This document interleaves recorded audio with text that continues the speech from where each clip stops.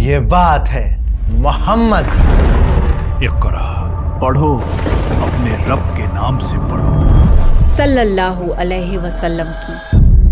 लब्बैक अल्लाहुम्मा लब्बैक। सुना है आप काले घर के चक्कर लगाते हैं, सीधे अल्लाह से मांगते हैं। वो काला घर नहीं बल्कि काबा है, और मांगना तो सीधे अल्लाह से ही चाहिए ना।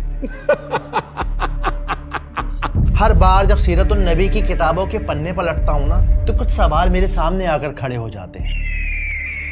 मक्का एक ऐसी सुनसान वादी थी जिसे अल्लाह ने अपने रहम से बसाया।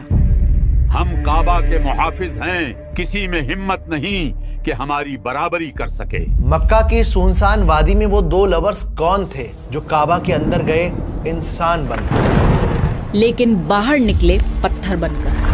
देखो उन्हें, अल्लाह ने सचमुच उन्हें पत्थर बना दिया है। हाँ, इन लोगों ने हद कर रखी है। मक्का वालों का ऐसा कौन सा गुनाह था जिसने जमजम के पानी को मक्का से कई 100 सालों के लिए गायब कर दिया।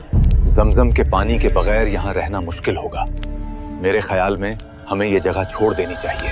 आज मैं मकतूब अहमद और मैं रमशा सुल्तान आपके सामने खोलेंगे सीरतुन नबी के वो नायाब पन्ने जो इस दुनिया की गफलत में हमारे हाथ से छूट गए।